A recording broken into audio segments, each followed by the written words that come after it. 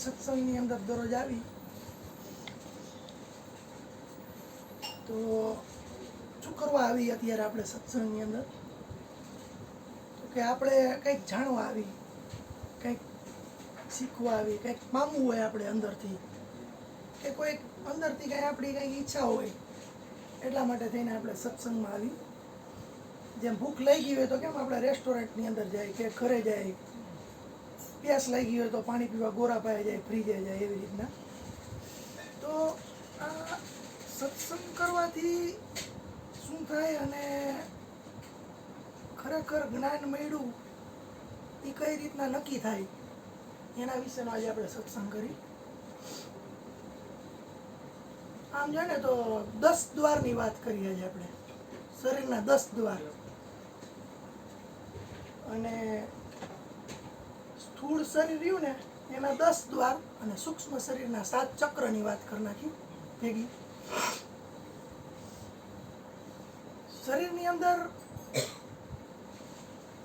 આમ છે ને 10 દ્વાર હોય, પણ આપણને દેખાય એવા 9 દ્વાર હોય. એક દ્વાર રહ્યું ને એ સારા પુરુષના સંગથી, કોઈ મહાત્માના સંગથી, ગુરુ મહારાજના સાનિધ્યમાં ખુલે હોય ખરા, પણ એને ખોલવું પડે. એ તમે બધા ગણો ને તો 2 આપણી આંખ, નાક, કાન, મોં, આ અને જન્યેન્દ્રિય ને ત્યાગ, બરાબર? એવી રીતના 9 દ્વાર થયા. 10મું દ્વાર સહસ્ત્ર દ્વાર, ગુરુ મહારાજ ખોલે માથે, મસ્તિષ્કની મધ્યમાં ઉપર. તો આ દ્વારને સમજતા પહેલા હે ને, આ દ્વાર કેનાથી હાલે છે ને બધા એ સમજવું જરૂરી છે. 9 દ્વાર તો આપણે જોઈ શકીએ છીએ, જેમ કે અત્યારે આંખ રહી એ આપણી ન હોય તો આપણને દેખાય નહીં, કાન ન હોય તો સંભળાય નહીં, મુખ ન હોય તો બોલી ન શકો. અમુક અમુક આવશ્યક અંગ છે, અમુક અમુક અનાવશ્યક છે. આંખ ન હોય તો તમે જીવી શકો, પણ નાકના જો 2 દ્વાર બંધ હોય તો જીવવું અઘરું થઈ જાય. મોં બંધ હોય તો એ ન હાલે. એટલે અમુક અમુક દ્વાર આવશ્યક છે, અમુક દ્વાર અનાવશ્યક છે. એના માણસ જીવે એવું નથી. તો આ 10 દ્વાર રહ્યા ને એ આમ જોઈએ ને તો આપણું જે આ સ્થૂળ શરીર રહ્યું ને એ સૂક્ષ્મ શરીરથી હાલે. શરીર 2 હોય, એક દેખાય એવું, એક ન દેખાય એવું. એ સૂક્ષ્મ શરીરને સમજવું હોય ને તો પેલા આપણે આપણા શરીરની અંદરના ચક્રોને સમજવા પડે. શરીરના છે ને સૂક્ષ્મ શરીરના 7 ચક્રો આવે. એમાં ખરેખર આપણી ગતિ ક્યાં હોવી જોઈએ? મૂળાધારથી માંડી અને સહસ્ત્રાર લગીની. મૂળાધાર આવે ક્યાં? તો કે આપણી જે આ રેડની હડી હોય ને, આ વાહેની, એ પૂરી જ્યાં થાય ને ત્યાં આવે. ગુદા માર્ગ કહેવાય એને, સમજ્યા? ઘણી વાર બાપુ વાત કરતા હોય છે કે ગુદા માર્ગના દેવ રહ્યા ને એ ગણપતિ કહેવાય. અને કોઈ પણ વસ્તુ તમારે ચાલુ કરવી હોય ને તો ત્યાંથી ચાલુ થઈ શકે. કોઈ પણ શક્તિનું આહવાન ચાલુ કરવું હોય ને તો તમારે ત્યાંથી ચાલુ કરવું પડશે, મૂલાધારથી. તો તમે ધીરે ધીરે ધીરે ધીરે કેળવણી લેતા જાઓ, સત્સંગ આ તે, આ ગતિની અંદર આગળ વધો એટલે તમારું મૂલાધાર રહ્યું ને એક્ટિવ થાય. પણ આ બધી વસ્તુ એવી છે કે મૂલાધારથી સહસ્ત્ર લગીની ગતિ રહી ને એ આમ લાગે બધાને હેલી, પણ કોક જ્ઞાની પુરુષ હોય, કોક એના જાણકાર હોય, એ જો તમને એની રીત શીખવાડે ને તો એ રીતે તમે કરો ને તો થાય. બાકી તમારે શું થાય ખબર છે? એનાથી તમારી માનસિક અસમતુલન થઈ શકે. તમારે માનસિકતા તમારી રહી ને બગડી શકે. કારણ કે આ બધી વસ્તુ કેવી છે? યોગની વસ્તુ છે. મોટા મોટા મહાપુરુષો પોતાની આખી જિંદગી સમર્પણ કરી અને આ જે જગ્યાએ પહોંચ્યા હોય ને એવડી બધી વાતો છે. એટલે તમે તમારી રીતે જો આની માથે કામ કરવા માંડો અને જો ચાલુ થઈ જાવ ને જો ગતિમાં વચમાં તમારે અવરોધ કોઈ જાતનો આવે ને તો ત્યાંથી નીકળવું અઘરું પડી જાય પાછું, અથવા જ્યાં હોય ત્યાં હલવાઈ જાવ તમે. એટલે ચાલુ ન કરાય એને, પણ મહાપુરુષોના સંગતિ થાય. આપણા ગુરુ મહારાજ છે, અરુણ બાપુ છે, યોગ રોગ બને. એ પ્રમાણે તમે જો સમજો તો તમે એની અંદર આગળ વધી શકો. હવે એ ચક્રોની વાત કરીને આપણે, તો એ 7 ચક્રો છે, અને સાથે સાત ચક્રના તત્વોય અલગ અલગ છે અને દેવય અલગ અલગ છે. જેમ કે આપણે ઋતુ આ માગી જાય ને ભાઈને જોવું છે જરી. જેમ કે મૂલાધારનું આપણે સમજ્યા કે મૂલાધાર ક્યાં આવ્યું, એના દેવ કોણ છે, તો કે ગણપતિ એના દેવ છે. હવે એનાથી ઈ મૂલાધારનું આપણે ધ્યાન કેન્દ્રિત કરવાથી શું શું લાભ થાય એ બધું આપણે નહીં સમજી, કારણ કે અમારે 2 કલાક જોઈએ સમજાવવા માટે થઈ, 3 કલાક કદાચ ટૂંકી પડે, એટલે એટલું નહીં સમજીએ આપણે. અત્યારે ખાલી ચક્ર સમજી લઈએ આપણે. તો જેમ મૂલાધાર રહ્યા ને એના દેવ ગણપતિ છે, એનું તત્વ રહ્યું ને પૃથ્વી આવે. 5 તત્વોની બધાને ખબર છે, પૃથ્વી, જલ, અગ્નિ, વાયુ, આકાશ. પછીનું કયું આવે? 5 તત્વ થઈ ગયા. એના પછી આવશે, એ પછી સમજાવું તમને. તો પેલું રહ્યું ને એ મૂલાધાર, બરાબર છે. પછી સ્વાદનિષ્ઠ, એ એક આપણું રહ્યું ને એ બીજું. હા, સ્વાદિષ્ટાન એનું રહ્યું ને એનું તત્વ છલ આવશે, અને એ આપણે જનેન્દ્રિય રહી ને એનું પ્રતીક છે. અને એના દેવ રહ્યા ને એ આપણે બ્રહ્મા અને સરસ્વતી. એના દેવ બ્રહ્મા અને સરસ્વતી. હવે એના પછી આવશે તમારે મણિપુરમ, એનાથી ઉપર આવશે તમારે અનાહત, પછી અહીંયા ગળા પાસે આવશે વિશુદ્ધિ ચક્ર, એનાથી ઉપર આવશે અહીંયા આજ્ઞા ચક્ર, અને એની ઉપર સહસ્ત્ર. આટલા ચક્ર છે. આ બધા એના દેવ રહ્યા ને એ આપણે જનેન્દ્રિયના દેવ ને એ બધા તો જાણ્યા. એનાથી ઉપર આપણે જેવા આમાં જાય આપણે મણિપુરમાં, એટલે એના દેવ રહ્યા ને જી એ આવશે તમારે વિષ્ણુ ભગવાન અને લક્ષ્મી દેવી. એનાથી ઉપર જાઓ એટલે હૃદયની વચ્ચોવચ્ચ એક આવે અનાહત. એ અનાહત છે ને એના દેવ આવશે શંકર અને પાર્વતી. એનાથી ઉપર તમે જાઓ એટલે અહીંયા એના દેવ આવશે તમારે સરસ્વતી અને સદાશિવ.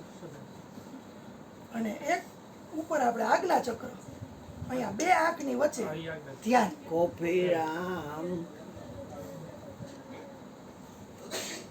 ઈ ચક્ર રહ્યું ને જી, ઈ સૌથી પહેલા ખોલવું પડે. એનાથી તમારે ને આમ જોઈને તો આદેશ બધાય દઈ શકો તમે. આદેશ દઈ શકો, ધ્યાનની સ્થિતિમાં રહી શકો, એ બધું કરી શકો તમે. એના માટે થઈને આજ્ઞા ચક્ર.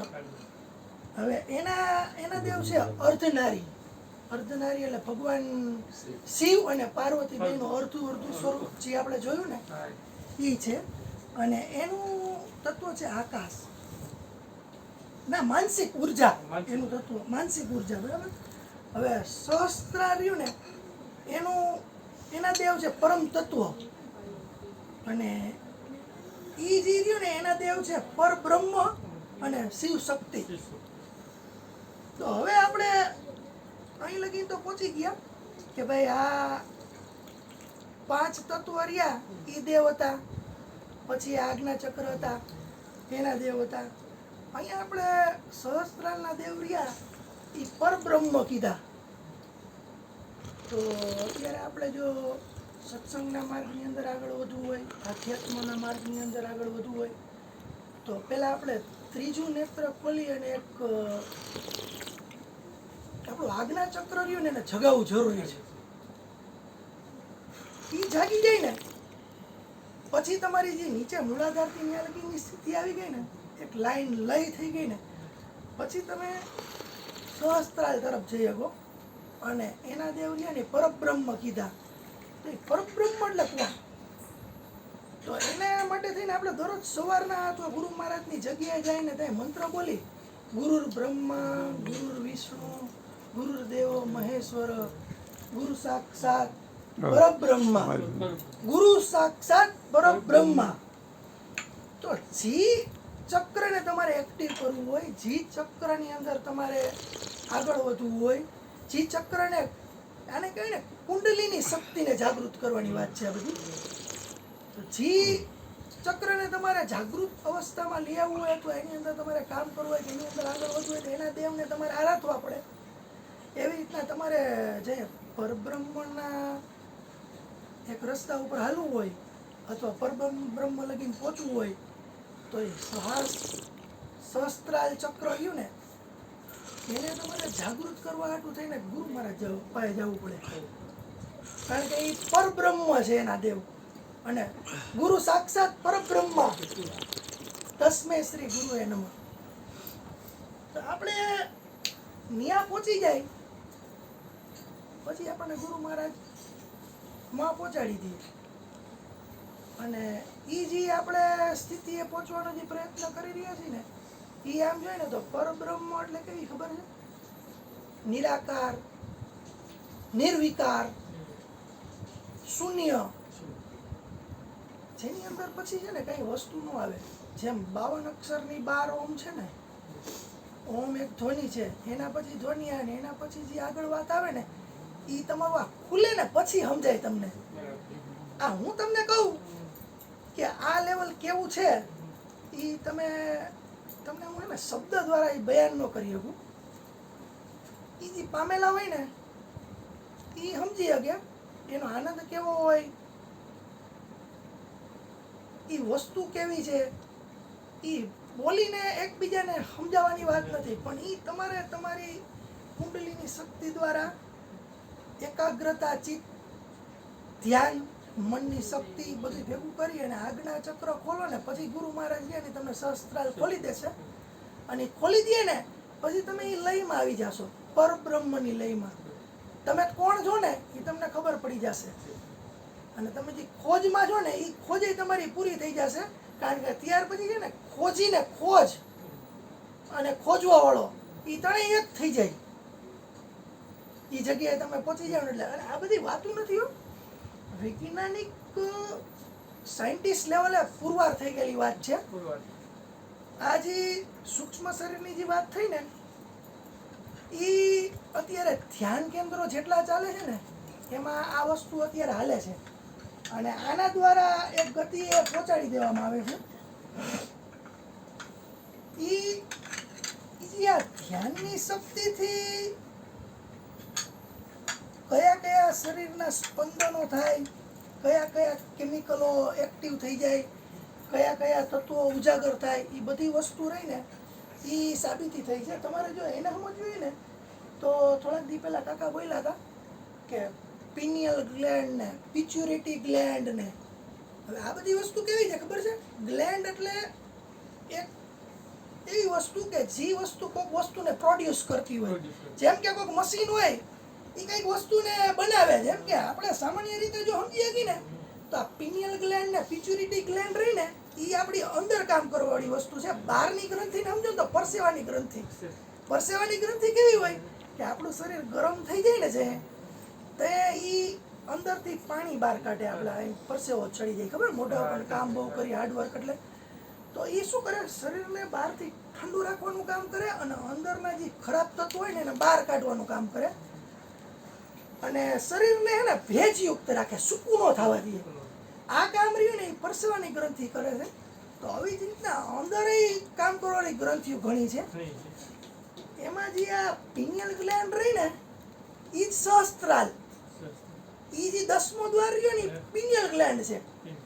હવે કોઈ ધ્યાની પુરુષ હોય ને એની માટે કરેલા એક્સપેરિમેન્ટ રહ્યા ને એની અંદર એવું સાબિત થયું કે MRI સ્કેનિંગ મશીન આવે ને અત્યારે આપણે MRI સ્કેનિંગ અને ECC મશીન આવે, હાર્ટનું બધું માપતું હોય એ ટાઈપનું. તો એવા મશીનની અંદર કોઈ ધ્યાનીને બેસાડી દેવામાં આવે ને અંદર તો એની કોઈ એક્ટિવિટી ન હોય છતાંય ધ્યાનમાં હોય ને તે એની જે પિનિયલ ગ્લેન્ડ રહી ને એનાથી અમુક રસાયણો અંદર છૂટે છે ને એ સાબિત થઈ ગયું છે. અને આ બધા માઇક્રો માનો કે અત્યારે મેગ્નેટિક સેન્સરોથી જે બધા આપણે કરી છે ને ECG ની બધા રિપોર્ટ બધા કઢાવી આપણે ખબર છે હૃદયના ને મગજના માનસિકતાના ને બધા ઘણા બધા કઢાવી તો એ રીતના પિચ્યુરિટી ગ્લેન્ડ રહી ને એટલે આપણું આજ્ઞા તત્વ આપણું આજ્ઞા રહ્યું ને જે ઈ ચક્ર રહ્યું ને એને ધ્યાની પુરુષ રહ્યા ને એ જે કઈ ધ્યાનની સ્થિતિની અંદર કોઈ એવા ટેસ્ટ કરાવે ને એવી રીતના બધા એક્સપિરિયન્સ રહ્યા ને એ બધા થયા ફોરેનની અંદર અહીં નહીં અમેરિકા જર્મની મોટા મોટા બધા દેશ રહ્યા ને એને કર્યા અને એને જે કર્યા ને તે એને જાણવા મળ્યું કે કોઈ પણ જાતના હલનચલન વિના કોઈ પણ જાતના સિગ્નલ વિના આ ધ્યાની પુરુષો હોય ને એ એની આ ગ્લેન્ડુ રહી ને એના જે આ ચક્રો રહ્યા ને એની અંદરથી રસાયણ બહાર કાઢે છે. એનો મતલબ એ થયો કે અંદર એક્ટિવ થાય છે. ગુરુ મહારાજ રહ્યા ને એ 10મું દ્વાર જે ખોલી દે ને એ વાત રહી ને એને પુરવાર થઈ ગઈ આપણે માની શકીએ. પણ એની માટે તમારી એક સ્થિતિ હોવી જરૂરી છે. ખુલી જાય બહુ મોટી કઈ વાત નથી, ખુલી જાય પણ એની સ્થિતિ હોવી જરૂરી છે. અને સદગુરુ રહ્યા ની ખોલી શકે. મયુર બાપુ જેવા અરુણ બાપુ જેવા રહ્યા ને અહીંયા તમે અભ્યાસ દ્વારા ને ખોલી શકો અને એ ખોલી ગયો ને પછી તમારે ક્યાંય ગોતવા જવાની જરૂર નથી. પછી ઈ તમે બે એક થઈ જાઓ. જેમ એક બૂંદ રહી વરસાદની એક બૂંદ હોય સમુદ્રની અંદર પડે પછી બૂંદ રહી એ બૂંદ રહી એ સમુદ્ર થઈ જાય. અને સમુદ્રમાંથી એક બૂંદ તમે જુદી પાડી અને એમ કહી શકો કે આ સમુદ્ર નથી. બસ એવી સ્થિતિમાં તમે આવી જાવ. તમે બૂંદ રહીને એ સમુદ્ર થઈ જાય ને સમુદ્રમાંથી પાછી તમે એક આમ આંગળી બોરીને બહાર કાઢી નીકળી તમારા હાથમાં મૂકો ને એટલે તમારે કેવું પડે કે આ સમુદ્ર છે. એવી સ્થિતિએ જો પહોંચવું હોય ને તો તમારે આ મૂલાધારથી સહસ્ત્ર ચક્ર લગીને રહ્યું ને એ કામ કરવું પડે. એની અંદર તમારે થોડુંક અંદર ઊંડું ઉતરવું પડે, એની અંદર થોડુંક ધ્યાન દેવું પડે. એટલે આનાથી અત્યારે એ શક્ય છે. મેઇન તો સૂત્ર શું છે શાંતિનું. તમારી અંદર થોડીક શાંતિ હોવી જરૂરી છે. જો શાંતિ ન હોય ને તો આ બધી વસ્તુ શક્ય નથી. કઈ રીતે તમે અત્યારે ક્યાંય જવાની તમારે ઝડપ હોય ને અને તમારે ઘરે જમવા બેઠા છો અને તમને કોકનો ફોન આવ્યો કે જલ્દી આવો અહીં કામ છે આમ તેમ, તો એ જમવાનો આનંદ વયો જશે તમારો. તમે ઝડપ જમશો અને ઝડપમાં તમે કદાચ માવા મિષ્ટાન બનાવ્યું હોય, તમને ગમતી વસ્તુ બનાવી હોય તો તમને એનો આનંદ નહીં રહે. શાંતિ વિના એનો આનંદ નહીં રહે. એટલે આ બધી વસ્તુ રહી ને એ ઓમ જોઈએ ને તો થોડી શાંતિની ખરી ઝટઝટઈ ન થાય. આ લિમિટેશન આની અંદર બધી આવે. એનો સમય આવે ને તો એ થાય. જેમ ગર્ભ ધારણ કરે ને એટલે 9 મહિના પછી પૂર્ણ થાય અને પછી તમને પ્રકૃતિની અંદર એક શિવમાંથી જીવ મળે. બરાબર છે. એ તમને સામે તમને નજર સામેનો દાખલો છે. કાંઈ નહોતું ત્યાંથી આવી ગયું. તો આ દ્વાર ખોલવું બહુ મોટી વાત નથી. પણ સાચા સંતો મહાપુરુષો સદગુરુ એનો કોન્ટેક્ટ થઈ જાય ને જો ખરા અર્થની અંદર તો જ ખુલે. અને આ લોકોને તમે જે આમ બંદગી ભરો પગે લાગો તો બધાયનું ધ્યાન એવું ન હોય પણ આનો હાથ ક્યાં પડે? શસ્ત્રાળ ઉપર, તમારા માથા ઉપર અહીંયા હાથ પડે, બીજે ક્યાંય ન અડાડે હાથ. અને તમારી અંદર ને મૂલાધારથી ઉપર લગીને જવાની શક્તિ હોય પણ એ શક્તિ તમે વચમાં બધાયમાં વાપરી નાખતા હોય ને એટલે વાં લગીને ન પહોંચે. એની લાઈન એક લઈ એક એના માર્ગ જે નીકળવાના ને બધાય બંધ થાય ને તો એ ત્યાં પહોંચે ને ત્યાં પહોંચી જાય ને પછી તમે શૂન્યની અંદર જઈ શકો. અને બસ શૂન્ય આવી ગયું પછી કાંઈ આગળ નથી. 52 ની બાર ઓમ છે. ઓમની ઉપર એ ધ્વનિ છે ને એ ધ્વનિ બંધ થઈ જાય ને પછી શૂન્ય આવે. પછી શૂન્યની આગળ જવાની કઈ વાત નથી પણ શૂન્ય લગીને પહોંચી જવું ને એ આમ બહુ અઘરું છે ને આમ હાવેલું છે. જો ગુરુ મહારાજના હાથમાં હાથ આપી દો તો એ એમને પહોંચાડી જ દેશે પણ આંખું બંધ કરી દેવાની, પાટી કોરી રાખવાની. આચાર ને વિચાર ઈંગલા પિંગલા બધા ભજનમાં નથી આવતા હવે આવે છે. એ બધું રહ્યું ને એ નીકળી જાય ને કા સંપૂર્ણ વિશ્વાસ આવી જાય અને વિશ્વાસ ન આવતો હોય તો એ વિશ્વાસ કયા દેવથી આવશે કયું ચક્રને એક્ટિવ કરવાથી આવશે એની માટે થોડુંક કામ કરવામાં આવે તો એ ચક્ર લાઈનમાં આવી જશે પછી બાકી જે કઈ ચક્ર નડતા હોય બધા તમારા લેવલમાં લઈ લેવાના એટલે ગતિ ત્યાં થઈ જશે એમાં બે મત નથી તો આજનો આપણો સત્સંગ હતો ને એ આપણે આપમાંથી આપ કેમ ગોતવો ચા પાઈ દે ને પેલું હું જ છું મારા સિવાય કાંઈ નથી આ બધી છે ને દ્વૈતવાદની વાત નથી અદ્વૈત વેદાંતની વાત છે આદિ શંકરાચાર્ય જે થઈ ગયા ને અદ્વૈત વેદાંત એટલે એકની પૂજાની વાત છે બધી આમ જો તો બધાની અંદર એક જ છે એક જ છે. પણ આપણે દેખાતો નથી ને એ જોવા માટે થઈને કેમ કૃષ્ણએ કીધું કે તને હું નથી દેખાતો તો તારા ચામડાની આંખેથી નહીં દેખાય હું તને ચક્ષુ આપું એનાથી દેખાશે તો ચક્ષુ આપણી પાસે આવશે કયે આ ખુલશે તયે જીવે છે. એ ખુલી જાય ને એટલે પછી તમારે ક્યાંય જવાની જરૂર નથી તમને દેખાઈ જાય તો આજની વાત ઉપર સત્સંગમાં આવો સંતો મહાપુરુષોને તમે સાંભળો એની નાની નાની વાતની અંદર અરુણ બાપુ આ દશકથી પહેલાં વાત કરતા હતા એમાં ખાલી એક શબ્દ એ બોલી ગયા કે મૂલાધાર મેઇન છે અને મૂલાધારના દેવ ગણપતિ છે અને મૂલાધારથી તમે કોઈ પણ વસ્તુને શરૂઆત કરો તો તમે આગળ વધી શકો ક્યાં વધી શકો એ બોલ્યા નહોતા પણ મેં એ શબ્દ પકડી લીધો અને એ શબ્દ ઉપર મેં અભ્યાસ કર્યો તો મને સમજાણું ને તો તમારા બધાને બહુ સમજવું ન પડે ને એટલે મારા શબ્દ દ્વારા મેં વ્યક્ત કર્યું આ સત્સંગ આ યુટ્યુબની અંદર આવે જ છે બધું અને તમે એક બે વાર સાંભળી અને શબ્દ ઉપર જો ધ્યાન આપો ને તો સ્થિતિએ પહોંચી શકે એવું છે શબ્દ ઉપર ધ્યાન થોડુંક હોવું જોઈએ શાંતિ હોવી જોઈએ પહેલાં તો શાંતિ હશે તો આનંદ મળશે અને આનંદિત હશો ને તમે જે આનંદિત પરમાત્માનો સ્વભાવ છે શાંતિ પરમાત્માનો સ્વભાવ છે તો તમે શાંતિ હશે આનંદિત હશો એટલે તમારી અંદર એક ધ્યાન આવશે અને ધ્યાન આવશે ને એટલે તમને દેખાઈ જશે પછી કંઈ જવાનું રહેતું નથી તો આ રીતે તમે એને સ્મરણ કરજો બોલો સદગુરુ મહારાજની જય હું આમાં